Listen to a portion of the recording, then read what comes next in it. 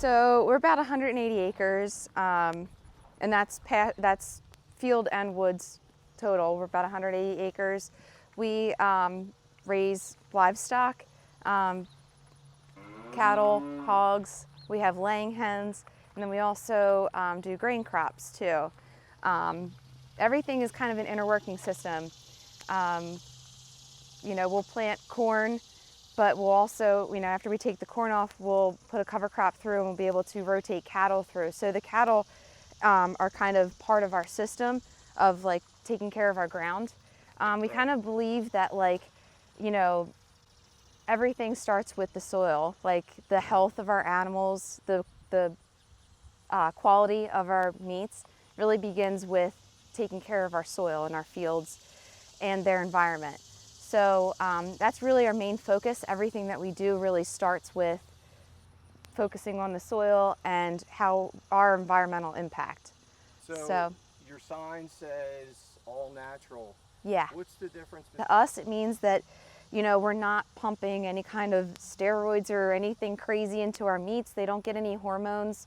They're not, if we treat an animal, if they're sick, we give them antibiotics, but those animals don't go into our meat program. It's not going to be the meat that you purchase in our farm store.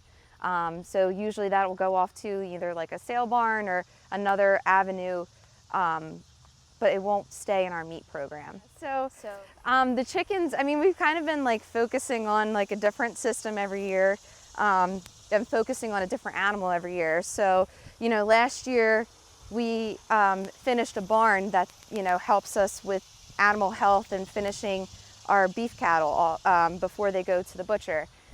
This year, in the beginning of this year, we've really focused on the chickens and getting the chickens out on pasture, because having them out on pasture, they actually help with bug control. We graze them behind the cattle, so they kind of scratch through the cow patties. I can see where the wheels from their wagon came through. So at one point, the chickens were right here. Yes, yeah, they are slowly, I move them every other day. It really honestly just depends on how much of an impact they're having on the ground, because we really want to minimize their impact on one specific area. But it's better for their overall health, and it's also better for, any kind of, like, they will scratch through the cow patties and they'll eat out like larvae and stuff like that, and they'll actually help with fly control for our cattle. Okay. So yeah, it's a whole system that everything kind of works together, and they'll actually help spread out the fertilizer onto the ground. The cow patties, they spread it, they scratch it, they look for bugs, and then also their manure is getting spread through the pasture, so it's all an integrated system that we're using less, minimizing our synthetic inputs as far as fertilizer and that kind of thing, and just using, working with nature to help the soil. So that's really neat. Yeah.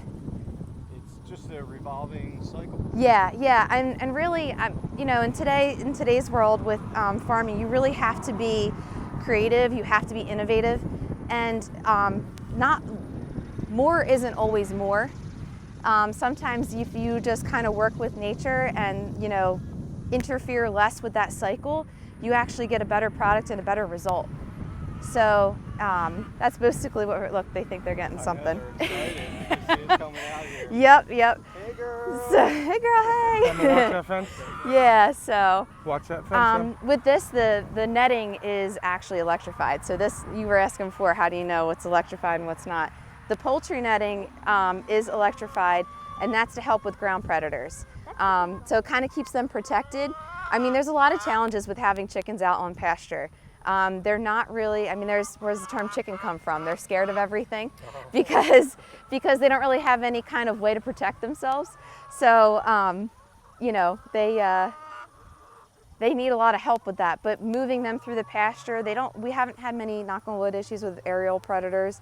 And ground predators, we just use this electric fence to kind of keep that at bay. Now the food that you're feeding them, you grow that yourself? Yeah. So we grind that ourselves, and then we just use a mineral mixture to make sure that they. Touch the fence.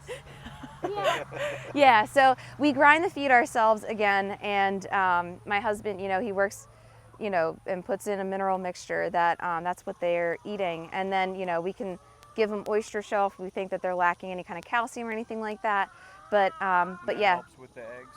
Yeah, it just helps with like hardening the eggs. shells. Yeah, so really it's a twofold system because they're giving back to our soil and helping us with our land management, but we're also getting a high quality product from them as well. So, I mean, if you've ever had, oh gosh, at this point, I think we're doing like 80, I think we're up to like almost 100 a day. So if anybody wants to buy eggs, this is the place to come. They're always going to have them. Yeah. So, and like as they eat more green stuff, they are, those egg yolks, and you'll see it too with yours, they just get like a bright orange.